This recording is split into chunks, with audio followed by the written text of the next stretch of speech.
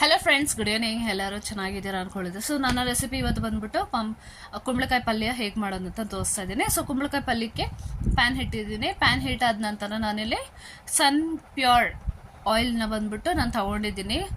So ಅದು ಒಂದು 6 table spoon ಅಷ್ಟು ಹಾಕೊಳ್ತಾ ಇದ್ದೀನಿ. 6 to 5 ಟೇಬಲ್ ಸ್ಪೂನ್ ಅಷ್ಟು ಹಾಕೊಂಡು ಸ್ವಲ್ಪ ಹೀಟ್ ಆದ ನಂತರ ನಾನಿಲ್ಲಿ ಸಾಸಿವೆ, ಜೀರಿಗೆ, ಒಣಮೆಣಸಿನ್ಕಾಯಿ ಮತ್ತು ಕರಿಬೇವು ಸೊಪ್ಪು ಹಾಕ್ಕೊಂಡು ಸ್ವಲ್ಪ ಫ್ರೈ ಮಾಡ್ಕೊಳ್ತೀನಿ. ಅದಾದಮೇಲೆ ನಾನಿಲ್ಲಿ ಒಂದು 4 ಈರುಳ್ಳಿ ಮೀಡಿಯಮ್ ಸೈಜ್ ಅಷ್ಟು ಹಾಕ್ಕೊಂಡು ಫ್ರೈ ಮಾಡ್ಕೊಳ್ತಾ ಇದ್ದೀನಿ ನೋಡಿ. ಸೊ ಅದು ಚೆನ್ನಾಗಿ ರೋಸ್ಟ್ ಆಗಬೇಕು, ಈರುಳ್ಳಿ ಚೆನ್ನಾಗಿ ಫ್ರೈ ಆಗಬೇಕು. ಸೊ ಈ ಪಲ್ಯದ ಜೊತೆ ಅಕ್ಕಿ ರೊಟ್ಟಿ ಬಿಸಿ ಬಿಸಿ ಇದ್ರೆ ಸೂಪರ್ ಆಗಿರುತ್ತೆ. ಅಕ್ಕಿ ರೊಟ್ಟಿನೇ ಆಗಲಿ, ಜೋಳದ ರೊಟ್ಟಿ ಆಗಲಿ, ಅಥವಾ ರಾಗಿ ರೊಟ್ಟಿನೇ ಆಗಲಿ, ಇಲ್ಲ ಅಥವಾ ಚಪಾತಿ ಆದರೂ ಓಕೆ. ಸೂಪರ್ ಟೇಸ್ಟ್ ಇದು ಕಾಂಬಿನೇಷನ್ ಅಂತೂ ನನಗೆ ತುಂಬ ಭಾಳ ಇಷ್ಟ. ನನಗೆ ಅಕ್ಕಿ ರೊಟ್ಟಿ ಅಂದರೆ ನಂಗೆ ಭಾಳ ಇಷ್ಟ.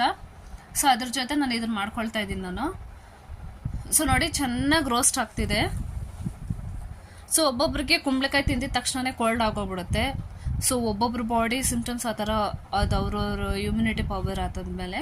ಸೊ ನೋಡಿ, ಇದು ರೋಸ್ಟ್ ಆಗಿದ ತಕ್ಷಣ ನಾನು 1/2 ಟೇಬಲ್ ಸ್ಪೂನ್ ಅಷ್ಟು ಅರ್ಶಿನದ ಪುಡಿ ಹಾಕೊಂಡಿದ್ದೀನಿ, ಮತ್ತು 1.5 ಟೇಬಲ್ ಸ್ಪೂನ್ ಅಷ್ಟು ಅಚ್ಚ ಖಾರದ ಪುಡಿ ಹಾಕೊಂಡಿದ್ದೀನಿ. ರುಚಿಗೆ ತಕ್ಕಷ್ಟು ಉಪ್ಪು ಹಾಕೊಂಡಿದ್ದೀನಿ. ನೋಡಿ, ಚೆನ್ನಾಗಿ ಮಿಕ್ಸ್ ಮಾಡ್ಕೊಳ್ಳಿ. ಅದು ರೋಸ್ಟ್ ಎಲ್ಲ ಅದು ಖಾರದ ಪುಡಿ ಮತ್ತು ಉಪ್ಪುದ ಅದು ರಾಸ್ ಮೇಲೆಲ್ಲ ಸ್ವಲ್ಪ ಹೋಗಲಿ. ಮತ್ತು ನೋಡಿ, ಇಲ್ಲಿ ಚಿಕ್ಕ ಚಿಕ್ಕದಾಗಿ ಕುಂಬಳಕಾಯಿನ ಕಟ್ ಮಾಡಿ ಇಟ್ಕೊಂಡಿದ್ದೀನಿ.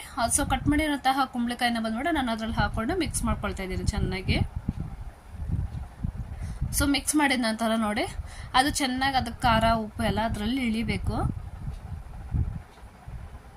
ನಾನು ಒಂದು ಮೀಡಿಯಮ್ ಚೊಂಬಷ್ಟು ಅರ್ಧ ಚೊಂಬು ನೀರು ತಗೊಂಡು ಅದರಲ್ಲಿ ಬೇಯೋಕ್ಕೆ ಬಿಡ್ತೀನಿ. ನಾನು ಲಿಡ್ ಕ್ಲೋಸ್ ಮಾಡಿ ಮಿಕ್ಸ್ ಮಾಡಿಬಿಟ್ಟು ಒಂದು 10 ನಿಮಿಷ ಬಿಡಿ ಸಾಕು. ಚಿಕ್ಕ ಚಿಕ್ಕದಾಗಿ ಕಟ್ ಮಾಡಿದ್ರಲ್ಲ, ಒಂದು 10 ನಿಮಿಷದಲ್ಲಿ ಬೆಂದೋಗುತ್ತೆ. ಸೊ ನೋಡಿ, 10 ನಿಮಿಷ ಆದಮೇಲೆ ನಾನು ಇದು ಲಿಡ್ ಓಪನ್ ಮಾಡಿ ನೋಡ್ತಿದ್ದೀನಿ. ಪೂರ್ತಿಯಾಗಿ ಬೆಂದೋಗಿದೆ ಕುಂಬಳಕಾಯಿ. ಘಮ ಘಮ ಘಮ ಅಂತ ಸ್ಮೆಲ್ ಬರ್ತಿದೆ.